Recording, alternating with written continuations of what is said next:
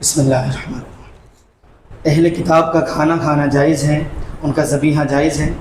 جی، کھانا کھانا بھی جائز ہے، ذبیحہ بھی جائز ہے۔ اہل کتاب کہتے ہیں یہود و نصارہ، یہ لوگ جب جانور ذبح کرتے ہیں تکبیر پڑھتے ہیں، جی، ان کو کھلانا بھی جائز ہے۔ اپنے والد کے نام پر اصحال ثواب کا کھانا جائز ہے، کھلانا جائز ہے یا بزرگوں کے سال؟ اگر تو ختم نہیں دلایا تو پھر کوئی حرج نہیں۔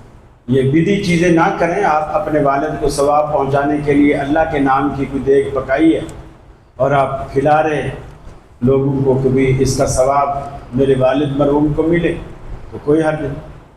بس وہ جو تھال مولوی کے پاس لایا جاتا ہے، پھر وہ کچھ صورتیں ہیں جو اس پہ پڑھی جاتی ہیں، پھر اس کو جا کے دیگ میں ڈالا جاتا ہے، پھر اس کو سارا مکس کیا جاتا ہے، یہ ختم شریف کا سلسلہ نہ ہو تو باقی کوئی حرج نہیں۔ کہ انتقال والے گھر میں عید کے دن جانا چاہیے؟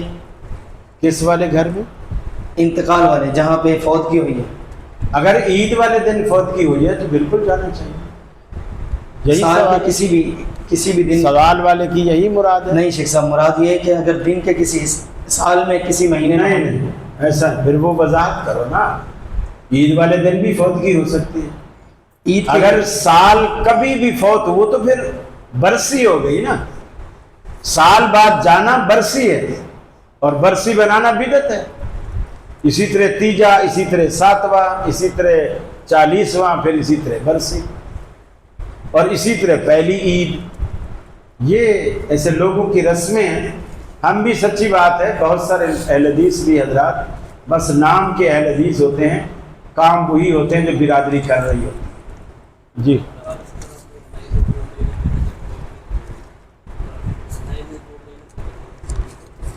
ہاں، تو عید والے دن جانے کی کیا تک ہے؟ آپ جائیں۔ ہاں، اگر آپ کہیں باہر رہتے تھے اور عید پہ آپ ادھر آئے تو آپ جائیں، ٹھیک ہے، لیکن محلے والے جو جنازہ بھی پڑھ کے آئے تھے، دفنا کے بھی آئے تھے، وہ عید والے دن کو مردہ تازہ ہو جاتا ہے کیا؟ عید والے دن جانے کی کیا مطلب؟ یا تو مزہ تب ہے سیویاں پکا کے لاؤ جو ساری قبر پہ انڈے سیویاں، کہ ابا ہم نے بھی سیویاں بنائی تھی، دوسرا بولے ہم نے فلودہ بنایا تھا، پھر اگلے دن خواب میں آ کے بتائے گا تمہارا فلودہ بڑا مزے کا تھا۔ جی، یہ معتکفات کی طرف سے سوال ہے کہ قبر میں 3 سوالات ہونے ہیں، تو کیا سوالات کے دوران نبی علیہ السلام کی شبیہ دکھائی جاتی ہے؟ ایک روایت میں ہے شبیہ دکھانے کا ذکر نہیں ہے، بالکل بھی شبیہ کا ذکر نہیں ہے۔ ایک روایت میں چوتھا سوال، وہ سوال یہ ہے، ماذا تقول فی ھذا الرجل، اس بندے کے بارے میں آپ کا کیا خیال ہے، وہ کیا کہتے ہیں اس بندے کے بارے میں؟ اس کا مطلب یار لوگوں نے نکالا کہ ہر قبر میں رسول اللہ کو پیش کیا جاتا ہے، ہر قبر میں رسول اللہ کو پیش کیا جاتا ہے۔ ایسا نہیں ہوتا۔ پھر وہ کہتے ہیں تو پھر یہ کیوں کہا جاتا ہے اس بندے کے بارے میں تو کیا کہتا ہے؟ جب وہ بندہ ہی وہاں نہیں ہے، سامنے نہیں ہے، تو اس کو پوچھیں گے اس بندے کے بارے میں تو کیا جانتا ہے، تو وہ کیسے پتہ چلے گا کون سا بندہ؟ رسول اکرم صلی اللہ علیہ وسلم جب مکے میں آپ نے خط لکھا دہیا کلبی کے ہاتھ، قیصر روم کے بادشاہ کو آپ نے خط لکھا، اسلام کی دعوت دی، تو اس وقت قیصر روم نے اس خط کو پڑھا، پڑھنے کے بعد اپنے وزیروں سے پوچھا کہ مکے کا، عرب کا کوئی بندہ یا کوئی قافلہ ادھر آیا ہوا ہے ہمارے ملک میں تجارت کی غرض سے؟ لوگوں نے کہا آیا ہوا ہے۔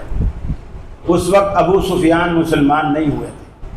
ابو سفیان اس وقت روم کے بادشاہ قیصر کی سلطنت میں گئے ہوئے تھے، عرب کا ایک وفد لے کر تجارت کے۔ بادشاہ نے کہا اس کو بلاؤ۔ ابو سفیان کو اور پورے وفد کو بلایا گیا، ابو سفیان کو کھڑا کیا گیا، باقی وفد کو بٹھایا گیا، اور ابو سفیان سے کہا کہ میں تجھ سے کچھ سوال کروں گا، اور سوال کرنے کے بعد تو اس کا جواب دے گا، اور جو اس کا ساتھی تھے، ٹیم تھے، ان کو کہا اگر یہ سچ بولے تو تائید کرنا، اگر یہ جھوٹ بولے تو تم اس کی تکذیب کرنا کہ یہ بات اس نے غلط کی۔ اس قیصر نے، رسول اللہ وہاں موجود نہیں، روم میں، رسول اللہ صلی اللہ علیہ وسلم مکے میں ہے، وہ وہاں ہے، موجود نہیں۔ تو اس وقت قیصر روم نے وہ خط جو ہے ابو سفیان کو پڑھ کر سنایا کہ یہ ایک شخص ہے جس کا نام محمد ہے، وہ توحید کی دعوت دیتا ہے، اسلام کی دعوت دیتا ہے، بت پرستی کو حرام کہتا ہے، اور اس طرح۔ اب اس نے اگلا سوال کیا ابو سفیان سے، ماذا تقول فی ھذا الرجل، اس بندے کے بارے میں تیرا کیا کیا، اس بندے کے بارے میں تیرا کیا کیا۔ اب رسول اللہ وہاں موجود نہیں ہے، قیصر ابو سفیان سے پوچھ رہا ہے اس بندے کے بارے میں تیرا کیا خیال ہے۔ اب اس بندے کو ابو سفیان کے ذہن میں پہلے حاضر کیا۔ کیسے حاضر کیا؟ کہ وہ ایک شخص ہے، اس کا نام محمد ہے، وہ رسالت اور نبوت کا دعویٰ کرتا ہے، اس پر قرآن اترا ہے، بت پرستی کو حرام کہتا ہے، ایک اللہ کی دعوت دیتا ہے۔ اب یہ سارا کچھ سمجھا کے اس سے پوچھا اس بندے کے بارے میں تیرا کیا خیال ہے۔ یہ بالکل ایسے جیسے اب یہاں زرداری موجود نہیں ہے۔ میں اگر آپ سے پوچھتا ہوں، ایک شخص ہے، پیپل پارٹی کا صدر ہے، اس کے بیٹے کا نام بلاول ہے، اب آج کل اسلام آباد میں ہوتا ہے، پاکستان کا صدر چلو نہ کہوں، یہ دو تین باتیں کہوں، پھر آپ سے کہوں اس بندے کے بارے میں تمہارا کیا خیال ہے، آپ کا ذہن زرداری پہ جائے گا یا نہیں جائے گا؟ سیم یہی بات ہے۔ قبر کے اندر فرشتہ رسول اللہ کا تعارف کراتا ہے کہ وہ بندہ جس کا نام محمد تھا، اس پر اللہ نے قرآن اتارا تھا، وہ اسلام کی توحید کی دعوت دیتا تھا، تیرا اس کے بارے میں کیا خیال ہے؟ وہ مسلمان ہوتا تو کہتا تھا ہمارے رسول ہے، وہ تو آخری رسول تھے، یہ قرآن ان کے ذریعے سے ہمیں ملا، ہم مسلمان ان کی وجہ سے ہوئے، وہ سارا کچھ بتائے گا۔ تو یہ غلط ہے کہ شبیہ پیش کی جاتی۔ سیم اسی طرح جس طرح ابو سفیان کے سامنے رسول اللہ کی قیصر نے شبیہ پیش نہیں کی، تعارف کرا کر پوچھا اس بندے کے بارے میں تیرا کیا کیا، اسی طرح فرشتے پوچھتے۔ سمجھ میں آ گئی بات؟ جی آگے چل۔ رمضان المبارک میں اکثر علماء ٹی وی پر بیٹھتے ہیں ایک ساتھ، لیکن جب نماز کا وقت ہوتا ہے تو تمام اپنی اپنی مساجد میں جاتے ہیں، تو ایک ساتھ نماز کیوں نہیں ادا کرتے جب ایک ساتھ بیٹھتے ہیں؟ نماز پڑھتے ہیں، آپ اپنی اپنی مساجد میں جاتے ہیں، ہم اپنے اپنے مصلی پہ جاتے ہیں، جماعت نہیں کرتے، چونکہ ظاہر بات ہے نہ شیعہ میرے پیچھے پڑے گا، نہ میں شیعہ کے پیچھے، نہ بریلوی دیوبندی کے پیچھے، نہ دیوبندی بریلوی کے پیچھے، سب الگ الگ نماز، مصلی بہت سارے رکھے ہوئے وہاں، نماز کی جگہ بھی بنی ہوئی ہے، تو سب نمازیں الگ الگ۔ یہ نہیں کہ مولوی نماز نہیں پڑھتے، نماز پڑھتے الگ الگ، کیونکہ وہاں سے اگر ہم گھر آئیں تو آتے آتے وہ نماز کا ٹائم بالکل راستے میں نکل جاتا ہے، گھر تھوڑا فاصلے پر ہوتا ہے تو وہ دیر ہو جاتی ہے، اس لیے پھر ہم وہیں پڑھ کر نکلتے ہیں۔ جی، کیا درس قرآن و حدیث کی ویڈیو بنائی جا سکتی ہے موبائل پر اور نیٹ پر، اس کو شیئر کیا جا سکتا ہے؟ کس کی ویڈیو؟ درس قرآن و حدیث۔ دیکھیے کوئی بھی چیز ہو نا، اس کا مقصد اگر اچھا ہے تو وہ اچھی ہے، اگر مقصد برا ہے تو برا ہے۔ اب تو وہ بھی ویڈیو بنواتے ہیں جو کبھی نہیں بناتے تھے، فتوے لگاتے تھے، جو ٹی وی توڑواتے تھے، بورا پیر میں مجھے یاد ہے 6ٹھی منزل سے ٹی وی گرواتے تھے اور نیچے توڑے جاتے تھے۔ اب تو ماشاءاللہ وہ خود بھی ٹی وی میں بیت ہاتھ میں ہوتا ہے اور بیٹھے ہوئے ہوتے ہیں، باتیں کر رہے ہیں، بہت سارے لوگ کرتے ہیں۔ اب تو بہت سارے ماشاءاللہ قائل ہو گئے ہیں، حتیٰ کہ ہمارے شیخ، ہمارے محترم شیخ عبداللہ ناصر رحمانی حفظہ اللہ، اللہ تعالیٰ ان کا سایہ جماعت پر قائم رکھے، آمین، وہ بھی اسی افادیت کے پیش نظر کہ اب میں بات کر کے چلا جاؤں گا بس ختم، آپ کو کتنے دن میری باتیں یاد رہیں گی، 2 دن 3 دن، چلو زیادہ ذہین ہوں گے تو ہفتہ 15 دن، اس کے بعد ہم بھلا جاتے ہیں۔ لیکن اگر آپ یہ چیزیں ریکارڈ کر لیتے ہیں اور گاہے بگاہے کبھی یوٹیوب پہ کبھی فیس بک پہ آپ سنتے رہتے ہیں، وہ آپ کی یاد تازہ ہوتی رہتی ہے اور بات پھر سے یاد ہو جاتی ہے، پھر سے یاد ہو جاتی ہے۔ تو یہ ایک تبلیغ کا مسئلہ ہماری مسجد میں ابھی کتنے لوگ ہوں گے، یہ آپ کی دیگوں سے اندازہ ہوگا، کتنے لوگوں کی دیگیں بنوائی آپ؟ 20 ہیں 20 دیں گے 20 دیگیں بنوائی ماشاءاللہ۔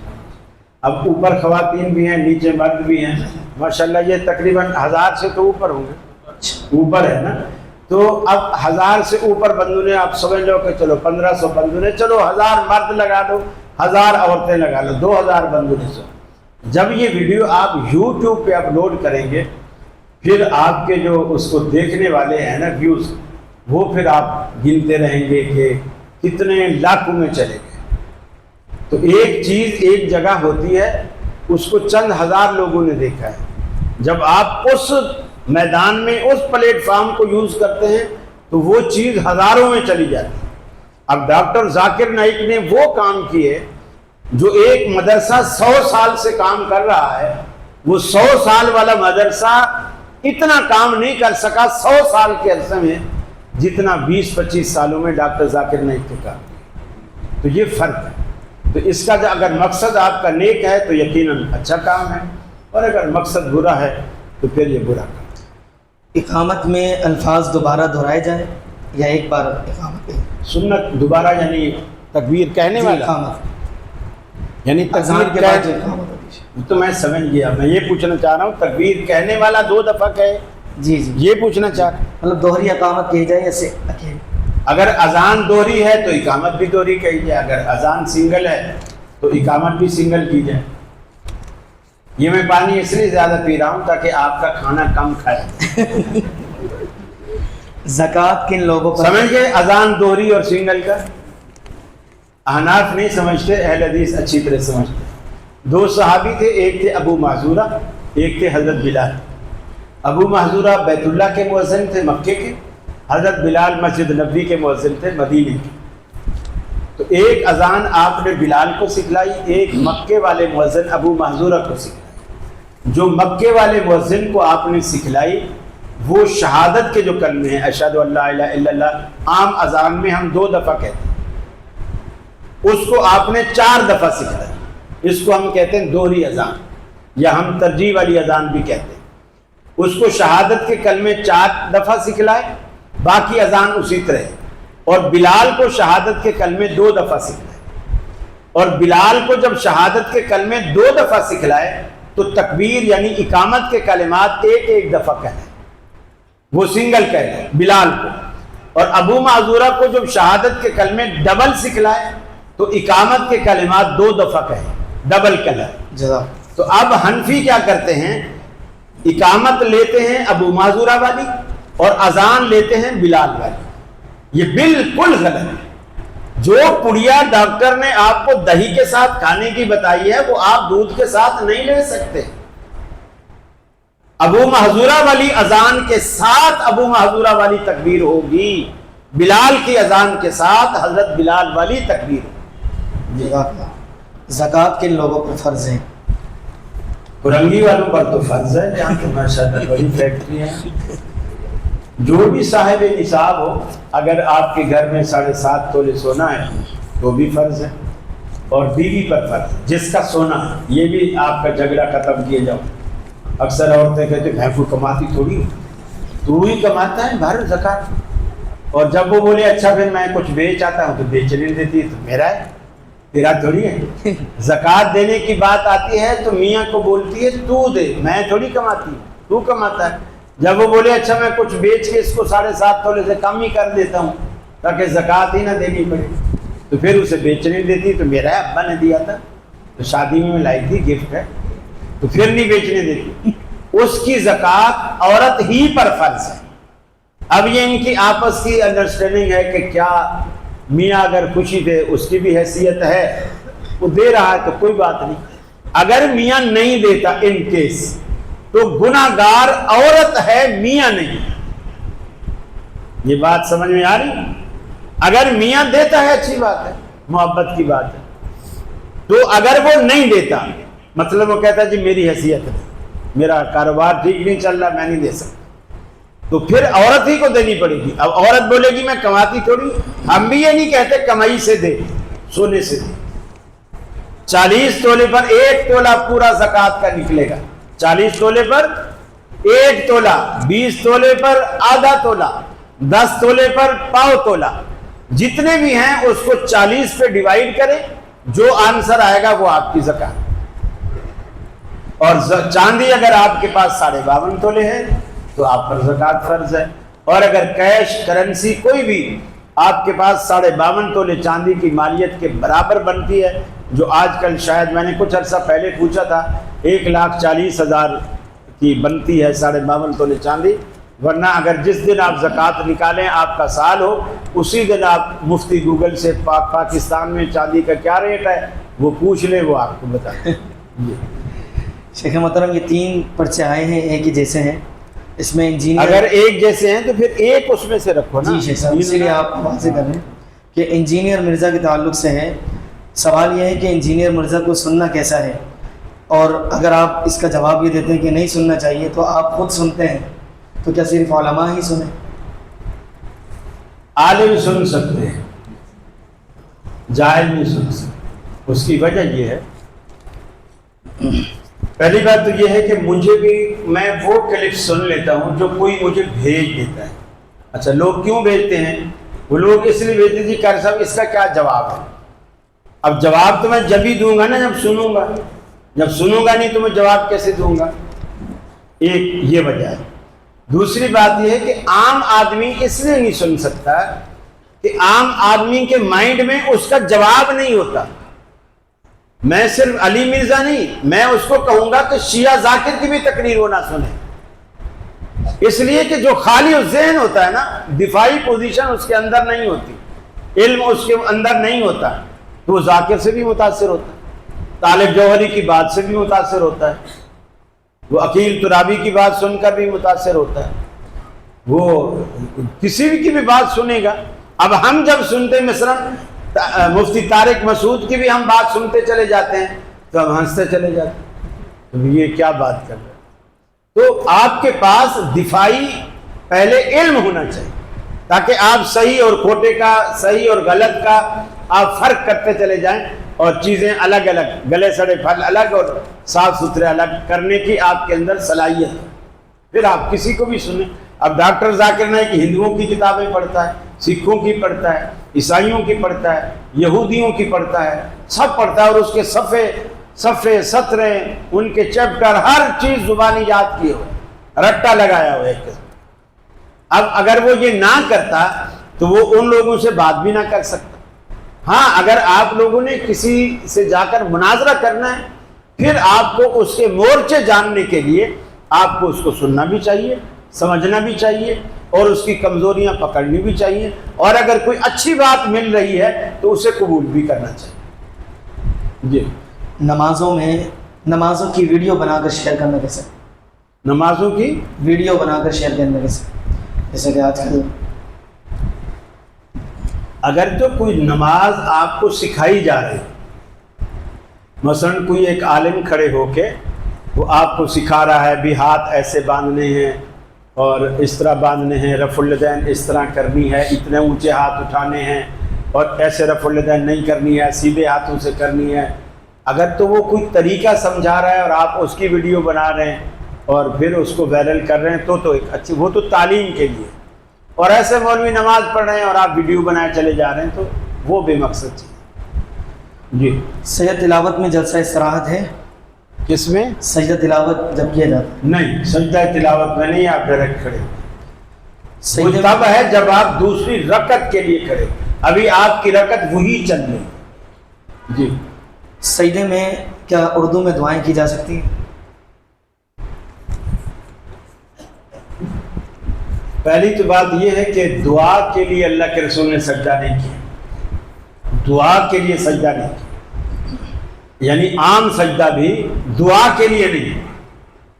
آپ دعا کریں، فقیر بن کر اللہ کے آگے ہاتھ اٹھائے، رو رو کر، گڑ گڑا کر، سچے دل سے اللہ سے مانگے۔ جو نماز والا سجدہ ہے، نماز سوائے عربی کے، اور عربی میں بھی ان دعاؤں کے جو اللہ کے رسول نے پڑھی ہیں، آپ کچھ نہیں کر سکتے۔ یہ فساد پھیلایا ہوا ہے یہاں، خاص کر اہل حدیثوں نے، میں کھل کے بات بتا رہا ہوں کہ کیا وہ حرم میں جو لوگ دعائیں کر رہے ہیں وہ ساری رکھ لیتے ہیں، آدھے گھنٹے کی، پونے گھنٹے کی۔ اب پونا گھنٹہ پہلے لوگوں نے تراویحاں پڑھی، اب وطر ختم ہونے کو پونے گھنٹے کی وطر میں دعا کر، بیچ میں فلسطین، چیچینیا، بوسینیا، کشمیر، پتہ نہیں کیا کیا اس میں، وہ تو عربی ہیں، وہ اب عربی اپنی بنا رہے ہیں، اور آپ اس کو یاد کر کے سنا رہے ہیں، وہ بھی غلط کر رہے ہیں، آپ بھی غلط کر رہے ہیں۔ نماز کی حالت کے اندر مسنون دعاؤں کے سوا کچھ نہیں پڑھ سکتے۔ ہاں یہ الگ بات ہے کہ وہ مسنون دعا ہو، لیکن اللہ کے رسول نے وہ دعا اتحیات میں پڑھی ہو، آپ کو وہ دعا سجدے میں پسند آ رہی ہے، رکوع میں پسند آ رہی ہے، آپ ایسا کر سکتے ہیں، لیکن دعا وہی اختیار کریں جو مسنون ہے۔ مسنون دعا کے علاوہ کچھ نہیں پڑھ سکتے، نہ پنجابی میں، نہ اردو میں، نہ سریکی میں، نہ سندھی میں، وہ پھر نماز تو نہ ہوئی۔ نماز جس چیز کا نام ہے وہ رسول اللہ کی دعاؤں کے ساتھ ہے۔ جی قاری صاحب سے ایک مؤدبانہ التماس ہے کہ قاری صاحب کی ہم جو ہے بہت پسند آتی ہے جو تعریف رب کی بیان کی اب جاتی تو ہے، آپ نے تھکا بھی اتنا ہے۔ پروردگار عالم شیخ محترم یہ خاص بندے کی طرف سے سوال ختم ہے؟ جی الحمدللہ۔